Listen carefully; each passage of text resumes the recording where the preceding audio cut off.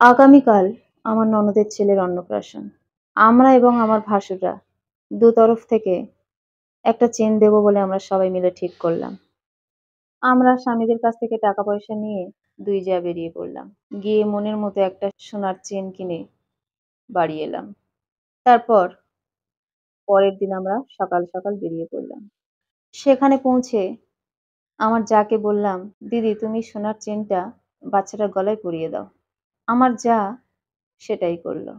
সেখানে আমার ননদ, নন্দাই, ননদের শ্বশুর-শাশুড়ি এবং আরো আত্মীয়স্বজন রয়েছে। চেনটা যখন আমার যা গলায় পরিয়ে দেয়, তখন আমি একটা জিনিস লক্ষ্য করলাম। আমার ননদের শাশুড়ি শ্বশুরের কানে, কানে বলল, "দুই ভাই মিলে কি এনেছে এটা? এত সরু একটা চেন?" শ্বশুর সঙ্গে, সঙ্গে শাশুড়িকে থামিয়ে দিয়ে বলল, "এখন চুপ করো। সব কাজ মিটে যাক, তারপর দেখব।" ভালোই, ভালোই সমস্ত কাজ মিটে গেল। কথাটা আমি আমার জাকে জানিয়েছিলাম। আমার যা বলল, "আমাদের যেমন ক্ষমতা আমরা তেমন এনেছি।" আমি বললাম, "সে তো ঠিকই। কিন্তু এখন সমস্যা হচ্ছে ওরা কি বলবে বলো তো যদি সবার সামনে কোনো খারাপ কিছু বলে বসে?" আমার ভাসুরও শুনল। আমার ভাসুর বলল, "এত চিন্তা করো না। যেমন ক্ষমতা আছে তেমন দিয়েছি।" তারপর আমরা সবাই খাওয়া-দাওয়া করে আবার ননদের ঘরে গেলাম। আমার শ্বশুর-শাশুড়ি সবাই আছে সেখানে।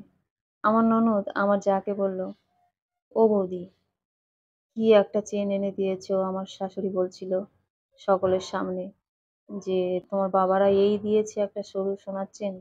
তার থেকে কিছুই না দিতে পারতো? সবার সামনে আমাদের মাথা কাটা গেল।" আমার স্বামী বলল, "তোর শাশুড়ি বলেছে? তোর কি মনে হয়? তোর শাশুড়ি ঠিক বলেছে?" আমার ননদ চুপ করে রইল। কিছুক্ষণ পরে বলল, "দুই ভাই মিলে বিয়েতে তো আমার তেমন কিছু গয়না দিসনি। আমার গলার একটা চেন, কানের আর হাতের দুটো বাউটি। আর আমার স্বামীর একটা চেন আর আংটি। আর তো কিছু দিসনি। তাহলে আমার ছেলের বেলায় এরকম একটা সরু চেন নিয়ে চলে এলি কি করে? তুই তো জানিস আমার বড়লোকের বাড়ি বিয়ে হয়েছে। তারা কি বলবে?" আমার শ্বশুর বলল, "তুইও তো ভালো করে জানিস তোর দাদারা কি করে। দেবার ক্ষমতা তো তোর বাবার নেই। আমার কোনো রোজগারই নেই যে আমি দেব। নাতিটা আমার। দেওয়া উচিত ছিল আমার। সেখানে আমি দিতে পারিনি। আমার দুটো ছেলে দিয়েছে। তুই তো বলে দিতে পারতিস যে ভালো জিনিস দিলে আসবি নইলে আসবি না। তাহলে আসতাম না তোর বাড়িতে।" এই কথা চলতে, চলতে আমার ননদের শ্বশুর-শাশুড়ি দুজনেই ঘরে ঢুকলো। আমার ননদের শাশুড়ি হেঁয়ালি করে আমার শাশুড়িকে বলল, "দিদি, কেমন খাওয়া হলো বলুন? সব ঠিক ছিল তো?" আমার শাশুড়ি বলল, "হ্যাঁ, হ্যাঁ দিদি সব ঠিক ছিল।" উনি বললেন, "হ্যাঁ, ঠিক থাকবে না কেন? বাবা এত বড় র‍্যাংকের চাকরি করে, দাদু করে, সবাই খুব গুছিয়ে খরচ করেছে।" আমার শাশুড়ি চুপ করে গেল। আমার ভাগনা প্রচুর গয়না পেয়েছে। ওর ঠাম্মা দাদু মিলে একটা বেশ মোটা চেন দিয়েছে। সেই চেনটাও তার গলাতে রয়েছে। ঠিক সেই সময় আমার ননদের শাশুড়ির বোন ঘরে ঢুকলো। বাচ্চাটার কাছে গিয়ে দুটো চেনে হাত দিয়ে বলল, "এ দিদি তুই কোনটা দিয়েছিস?" আমার ননদের শাশুড়ি বলল, "ওই তো দেখ না সবথেকে মোটা যেটা, ওইটা আমরা দিয়েছি। আর ওই সরুটা ওই বৌমার বাপেরা দিয়েছে।" শাশুড়ির বোন বলল, "ও এই সরুটা? কত ওজন হবে? এত সরু? তো চুলের মতো।" আমি তখন আর থাকতে পারলাম না। আমার স্বভাবটা একটু ঠোঁটকাটা। আমি তখন বললাম, "হ্যাঁ, আসলে আমাদের ক্ষমতা ওইটুকু। আমাদের স্বামীরা সরকারি চাকরি করে না। তাই যেমন পেরেছি নিজের ভাগনার জন্য তেমনটাই এনেছি।" তখন আমার ননদের শ্বশুর-শাশুড়ি, মাসি শাশুড়ি সবাই চুপ হয়ে গেল এবং আমার দিকে তাকিয়ে রইল। আমার ননদ বলল, "বৌদি তুমি একটু চুপ করো। ওনারা বয়স্ক মানুষ বলেছে তো কি হয়েছে?" আমি তখন বললাম, "তোমার দাদাদের অপমান, তোমার বাবা-মার অপমান তোমার গায়ে না লাগতে পারে। কিন্তু আমার স্বামীর অপমান আমার গায়ে লাগে। আমার শ্বশুর-শাশুড়িকে কেউ অপমান করে যাবে, সেটা আমি মেনে নিতে পারব না।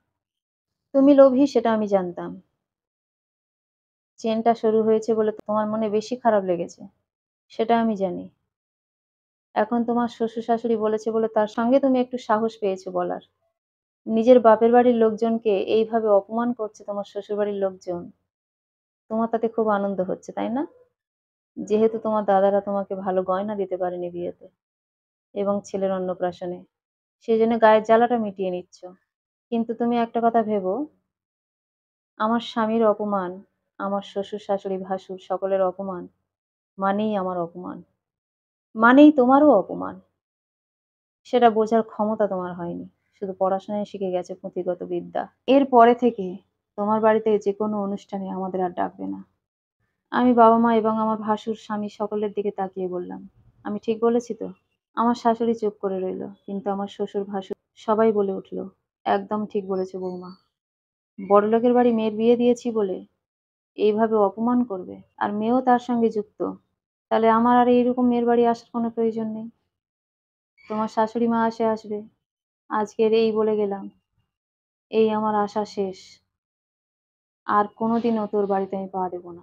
আমার ভাসুর, আমার স্বামী দুজনেই বলল, এই জীবনে যদি কোনোদিনও সরকারি চাকরি পাই বা তোর স্বামী শ্বশুরের মতো বাঁহাতে ইনকাম করি, তাহলে সেই দিন আসবো। তার আগে তোর বাড়িতে আর আসবো না। এই বলে বাচ্চাটার গায়ে একটু হাত বুলিয়ে আমরা চলে এলাম। বাড়ি আসার পর আমার ননদ আমাকে ফোন করেছিল। বৌদি, আমার খুব ভুল হয়ে গেছে। আসলে ওরা ছিল বলে তো ওই জন্য আর কিছু বলতে পারিনি। তোমাদেরকেই দোষটা দিতে হলো। আমি বললাম, শ্বশুর, শাশুড়ি, স্বামীর সঙ্গে যখন কোমর বেঁধে ঝগড়া করো, তখন করো কি করে? তখন এত লজ্জা কোথায় যায়? আমরা তো নিজের চোখের সামনে দেখেছি ঝগড়া করতে তোমাকে। তখন তো গুরুজন বলে পাত্তা দাও না। আর যখন বাপের বাড়ির লোকজনদেরকে অপমান করছে, তখন তোমার খুব গুরুজন বলে মনে হলো তোমার শ্বশুর বাড়ির লোকজনেরা। খুব ভালো করেছো।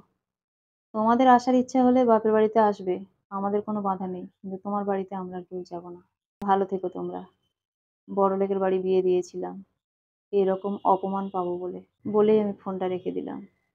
সেখানে সবাই ছিল। আমার শ্বশুর, শাশুড়ি, ভাসুর, যা, স্বামী সবাই ছিল।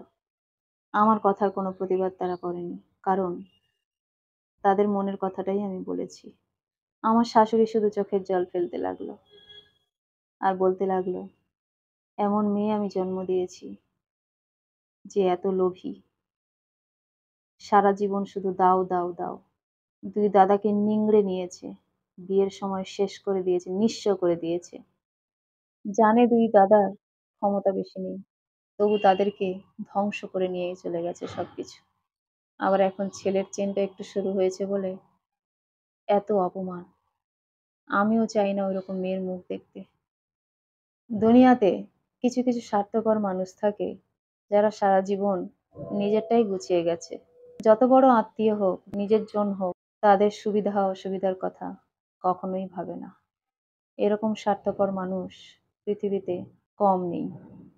কলমে ও কণ্ঠে সোমা।